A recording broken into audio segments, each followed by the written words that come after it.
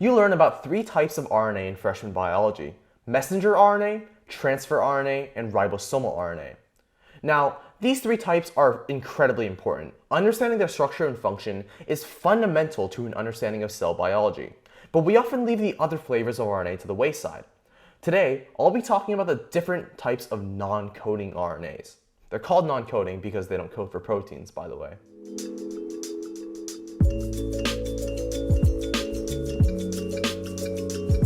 Let's get started with microRNAs. They play an incredibly important role in regulating gene expression.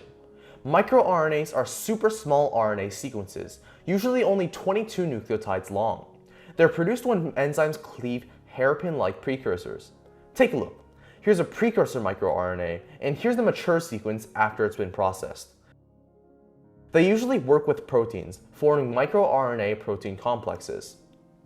When a complex binds to a mature mRNA sequence, either the target messenger RNA is degraded, or translation is just straight up blocked.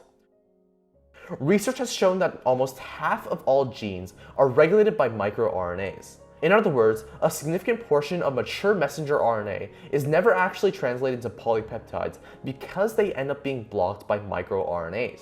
Small interfering RNAs are basically potato to microRNAs. The only meaningful difference between them is that small interfering RNAs are stricter about who they'll bind to, while microRNAs will bind to messenger RNAs that they share 7 or 8 nucleotides with. Small interfering RNAs need an absolute match. As a result, microRNAs can target multiple different mRNA sequences, while small interfering RNAs can only target one specific messenger RNA sequence. Small interfering RNAs are like precisely engineered homing missiles, and microRNAs are like general purpose missiles. When siRNA disrupts the translation of their specific sequence, we call that RNA interference. RNA interference can also be done artificially.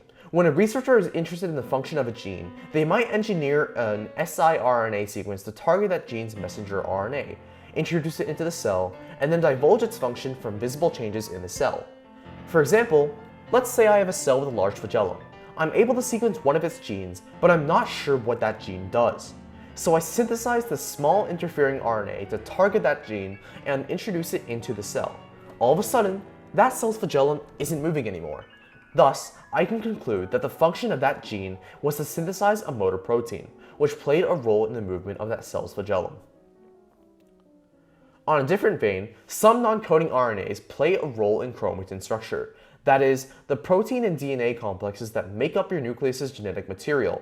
Notably, Pee-wee interacting RNAs, or piRNAs, induce the formation of heterochromatin. Heterochromatin is a version of chromatin that is tightly coiled and difficult to transcribe. When transposons, or parasitic DNA that can potentially harm an organism, are incorporated into a genome, piRNAs serve as a sort of defense mechanism. piRNAs silence these transposons by condensing the chromatin that they're present in, making it difficult for these transposons to actually be expressed. Finally, long non-coding RNAs are non-coding RNAs that are longer than 200 nucleotides. These LNC RNAs are responsible for X chromosome inactivation, or when an entire copy of the X chromosome's genes are never expressed. Basically, X chromosomes have this gene called X-cyst. That codes for an LNC RNA that eventually binds right back to the X chromosome and condenses it all into heterochromatin. Of course, this doesn't happen in every X chromosome. As far as biologists know, it's a random process. Non-coding RNAs are incredibly important in the regulation of gene expression, both by method of inactivating mature mRNA and by influencing chromatin density in the nucleus. A lot of really interesting research is still being done on them. MicroRNAs were only discovered 25 years ago. Thank you guys for 100 subs, and shout out to Kyle Olson for being there since the beginning. If you have any questions, comments, concerns, whatever, let me know in the comments below.